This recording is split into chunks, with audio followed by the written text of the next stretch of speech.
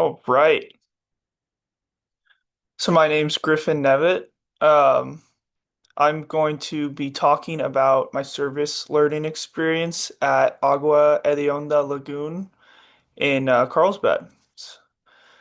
Drive by all the time. It's right off of Cannon Road.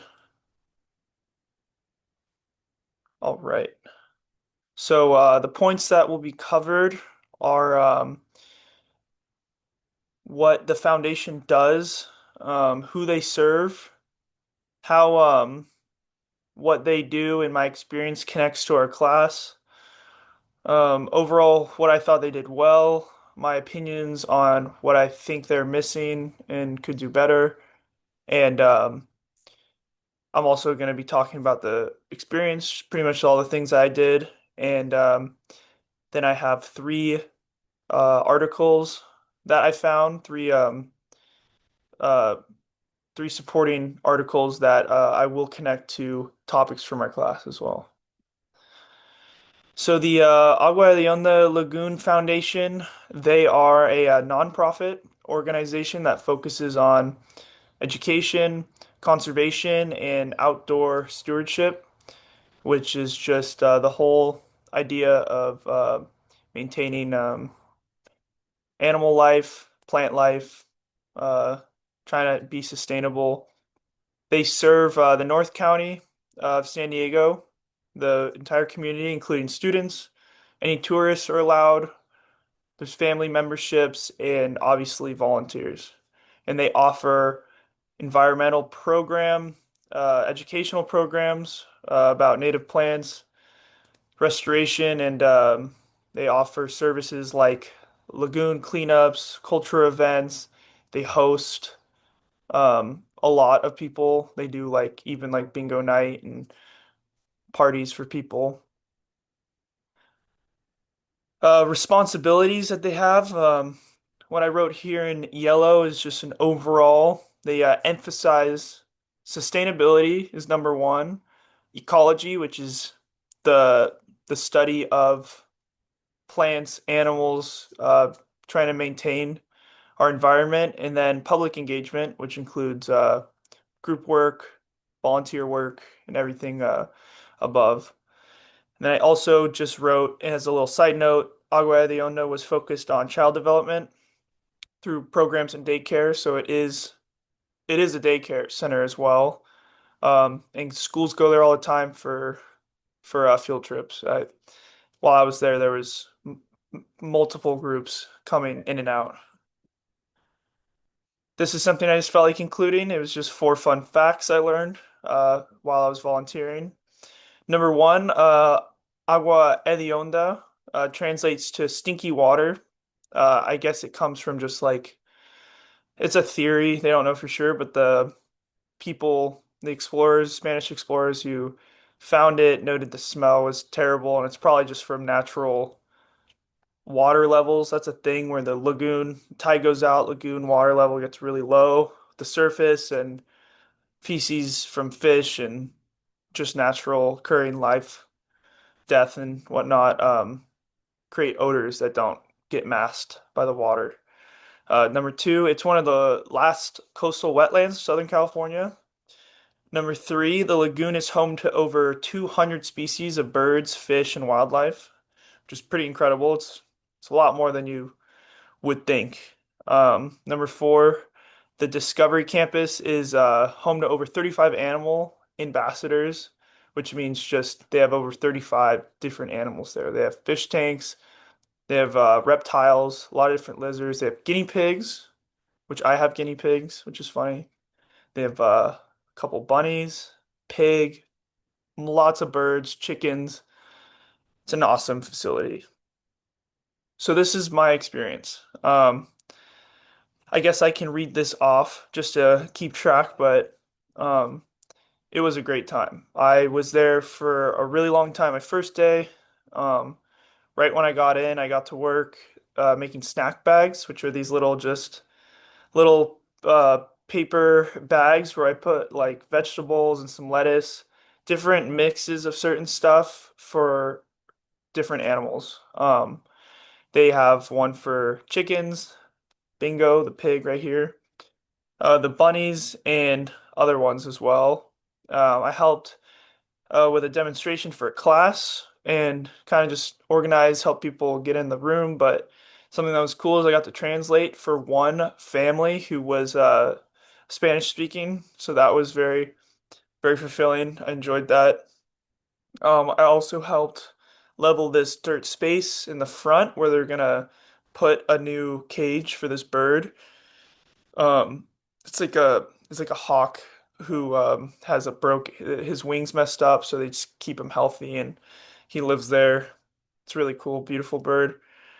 I did some heavy lifting. I helped move a lot of stuff.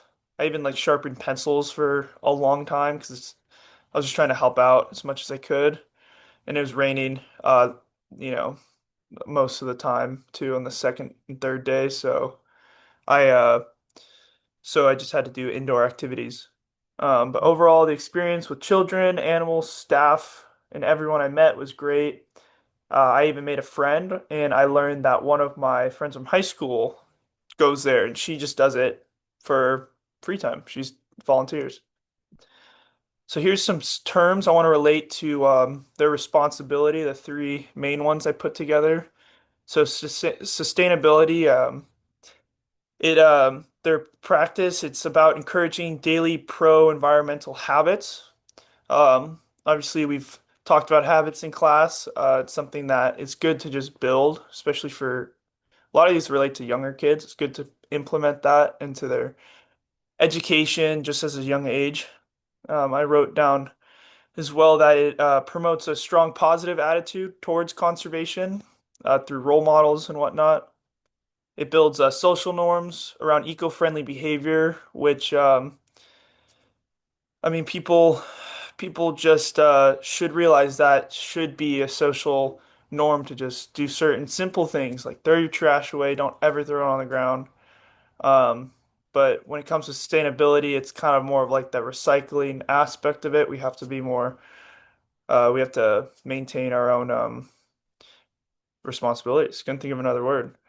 And it creates opportunities for self-monitoring, monitoring to better themselves based off of other people's healthy actions. It's just good to be around people who are aware of certain things that really do matter. Two, ecology, which I tried to explain earlier briefly. It supports nature-based stress relief, which is something that I was thinking about while I was there. They actually, one of the girls brought it up, which I thought was important. Um, it's good for you. It's healthy. It's a healthy, not escape, it's a healthy outlet to manage things. It makes you feel good in many different ways. Um, like it says here, it helps regulate mood through outdoor learning. It's kind of here and there. It's just overall the outdoor experience helps regulate mood. I'm sure there's plenty of studies about it. Mood is something that fluctuates, as we all know. So outdoor time is something that can regulate that, definitely. It promotes upward comparison with role models. This is something I was trying to illustrate that importance towards children being surrounded by these people.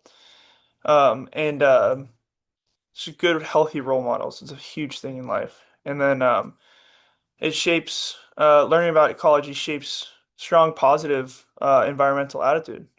It's a good thing. Why should be a huge, important thing for most, and I'd say all people. Um, and public engagement, this is one of the main ones I wanted to discuss. And a lot of these relate to the younger kids there. Um, just when we're talking about kind of like development of humans and whatnot, I think it's really important. It encourages group participation along with a lot of those group activities and conformity, which is the term's a little bit tough. Sometimes people say, you know, don't conform, but you can conform to good things, not always a bad stigma attached to it. Um, it builds a shared sense of identity through that participation, influences impressions of self and others. So It's another thing with the role models. It's good for these people to have an impression on these kids, and I hope I did it for my short time there. I was trying to just be there as a helper and just facilitate the experience. And then lastly, the most important that I noticed is it reinforces self-serving attributions such as I'm doing good, which is a real thing. I felt good doing it. No one's getting paid. It was a volunteer work. And I liked it. I chose a good place I wanted to be at. I got to work outside, inside. It was a great time. So these are opinion based, what they're doing well. In yellow here, I wrote understanding the importance of education and service learning. That's the main part. Let's see, these are the points I made for what they're doing well. I said it's a hands-on and accessible place to go for education for all ages. There's old people there, there's young kids, there's families. The parents are having a good time, the kids are enjoying it. They had a good use of local volunteers, such as myself. They reach out to people and they'll take you in instantly if you want to help out. So that's the whole point. They're devoted for sure. I've gone back there now, a month later, same people. They're always same people working there forever. They're devoted, impact through the lagoon cleanups and school field trips is a big one. And they're inclusive to anyone. There is no discrimination there for sure. And this is what can be improved. Um, Something I was thinking about is maybe like transportation because it's kind of like a random location. It's like right at the bottom of Cannon, if you're familiar.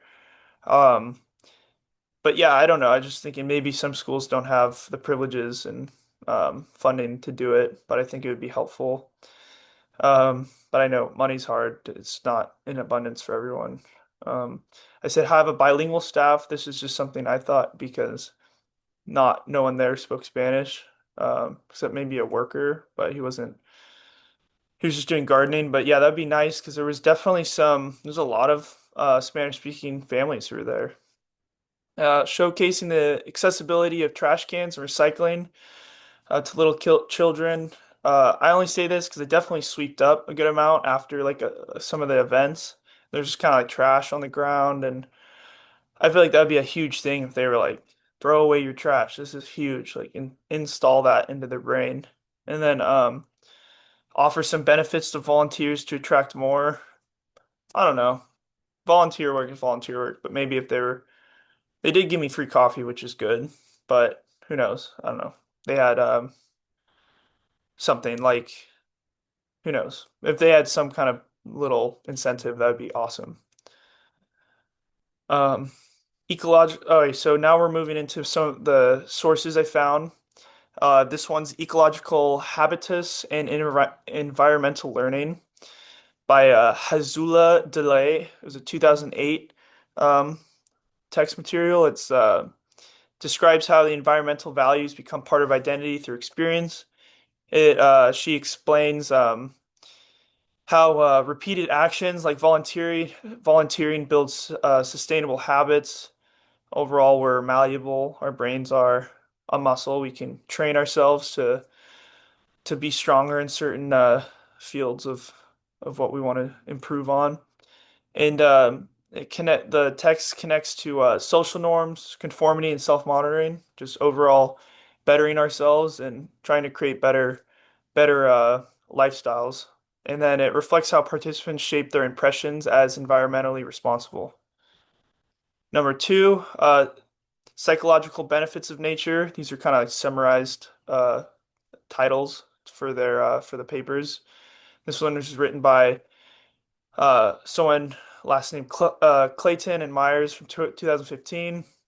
It was about showcase how exposure helps regulate mood. It was one point I was trying to make and reduces stress. It's good for you overall. I mean, nature is good for you. Maybe you don't like it, but definitely can't always stay crammed inside. Being in a green space fosters positive attitudes towards the environment. It's true. Leads to self-serving attributes. So I was trying to say that I felt the most during my experience. I felt good because I helped, and promotes social comparison when working alongside other volunteers who have healthy, positive attitudes about volunteering, taking care of the earth, and everything in between. And lastly, we have community and social rewards. This was a article written by Perkins and Long in 2002, so it's a little bit older, but still very relevant. Volunteering builds group identity and social norms, which is good for younger children. Community service reinforces conformity and shared goals. Um, it's definitely good because if you're there for a volunteer service, it's obviously you're in it for the same movement. It's good to find people you relate to. Helps create strong impressions and encourages self-presentation. So, I mean, if you're doing something good, you're gonna want to spread that and kind of reinforce these good patterns in your life by uh by trying to present yourself better fashion, take care of yourself, take care of the earth, and it promotes upward comparison and positive attitude based off of who you're working with, what you're doing, and one's just overall role in society. Here's a quick works cited if you want to check them out. As you can see, the titles are a little bit different, but I thought it'd be good to summarize them. No, is my computer dying? Oh, good. Oh, I thought I had a photo slide, but that looks like that was it for me. Thank you so much for listening. I hope that wasn't too long, but yeah, I appreciate you so much. Now I'm going to find my way out of here. Thank you again.